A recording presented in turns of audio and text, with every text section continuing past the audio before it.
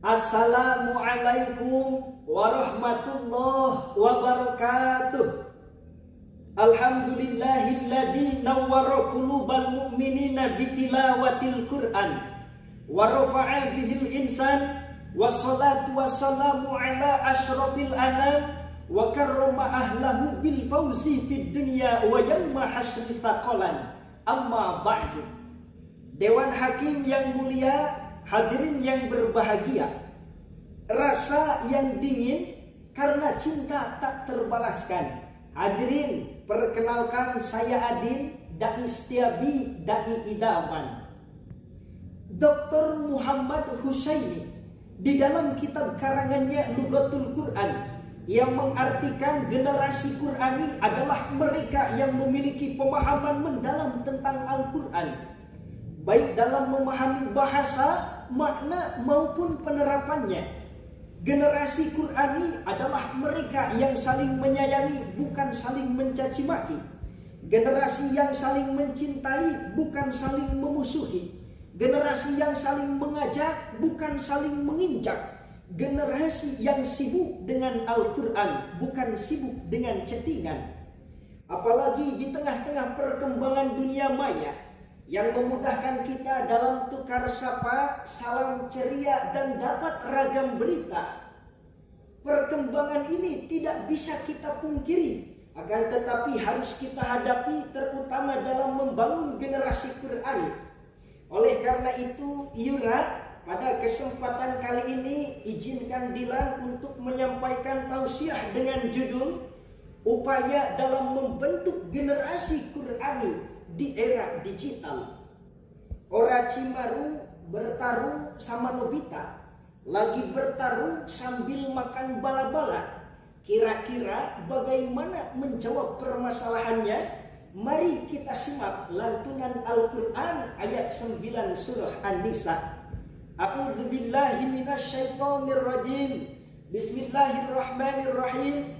Wal yakhshal ladzina law taraku min khalfihim dzurriyyatan dhi'afan khafu 'alaihim falyattaqullah wal yaqulu qawlan sadida. Hadirin, di dalam tafsir Al-Munir karangan Profesor Wahbah Al-Juhaili mengatakan di dalam tafsirnya jilid 2 halaman 600 bahwa ayat tadi menjelaskan kepada kita agar memiliki rasa takut dan khawatir tatkala meninggalkan anak keturunan dalam keadaan lemah tiada berdaya. Dewan Hakim yang mulia, hadirin yang berbahagia, kalau seseorang sudah memiliki rasa khawatir dan rasa cemas, maka ia akan mencari solusi bagaimana menjawab permasalahan yang dihadapi.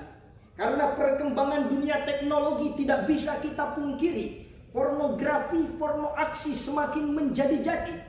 Belum lagi yang membuat kita tercengang, ada oknum yang memperbolehkan alat kontrasepsi untuk siswa dan siswi. Maka hadirin, apa solusi untuk menjawab permasalahan ini? Pertama, untuk membangun generasi Qurani, maka kita perlu memastikan bahwa pendidikan agama menjadi pondasi pertama. Pendidikan yang mengajarkan Al-Quran dan Sunnah harus diintegrasikan dengan cara yang relatif dan relevan, sehingga anak-anak bukan hanya memahami tetapi juga mencintai, bahkan mengajarkan nilai-nilai ajaran Islam dalam kehidupan sehari-hari. Salah satu jawabannya adalah pondok pesantren. Kenapa? Karena sejatinya pesantren adalah pelestari tradisi keilmuan, khazanah ulama salafus sholih yang tidak pernah habis. Pembentuk insan yang berakhlak mulia, pembentuk insan yang berakhlak Qurani, mahmudah bukan mazmumah, hasanah bukan sayyi'ah. Ki Hajar Dewantara, Ketua Pendidikan Nasional Indonesia, datang kepada Presiden Soekarno mengatakan, jangan sekali-kali menomorduakan pesantren, karena pesantren mampu mencerdaskan anak bangsa. Kedua, memanfaatkan teknologi sebagai alat untuk memperkuat ajaran Islam. Bukan alat teknologi yang kita hilangkan, akan tetapi mari kita dorong anak-anak kita untuk menggunakan teknologi dengan bijak. Mengajak bukan menginjak, menyeru bukan berseteru, Membuat konten Islami bukan membuat konten yang berbau porno aksi. Memanfaatkan media sosial untuk meningkatkan pengetahuan dan keimanan serta menyebarluaskan kebaikan. Dan terakhir, pembinaan karakter harus dilakukan secara konsisten. Karena mereka perlu melihat bagaimana nilai-nilai ajaran Al-Quran diterapkan dalam kehidupan sehari-hari. Jangan sampai pemikirannya terkontaminasi oleh layar-layar yang di dalamnya mengandung kenikmatan duniawi. Oleh karena itu hadirin, kalau pola ini diterapkan, maka akan mampu membentuk generasi gapleh, gaul tapi soleh, generasi remi, generasi remaja yang menginspirasi.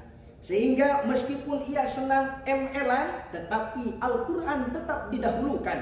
Sekalipun masih suka FF-an, tetapi berjamaah selalu terdepan. Agamanya tidak dinomorduakan. Main game hanya sekedar hiburan. Dewan Hakim yang mulia, hadirin yang berbahagia, demikian uraian singkat yang dapat saya sampaikan, dan dapat ditarik kesimpulan bahwasanya untuk membentuk generasi Qurani di tengah-tengah kemajuan teknologi, setidaknya ada 3 solusi. Pertama, mari kita tanamkan pondasi agama agar anak-anak tidak tergerus oleh arus globalisasi. Kedua, mari kita bijak dalam menggunakan teknologi. Dan terakhir, pembinaan karakter harus dilakukan secara konsisten agar mampu membentuk generasi yang cemerlang. Buah durian, durinya keropos. Buahnya enak dimakan bareng konyol. Hadirin, doakan Dilan semoga lolos menjadi nominasi ke babak final. Wallahul muwafiq ila aqwamit thoriq. Wassalamualaikum warahmatullahi wabarakatuh.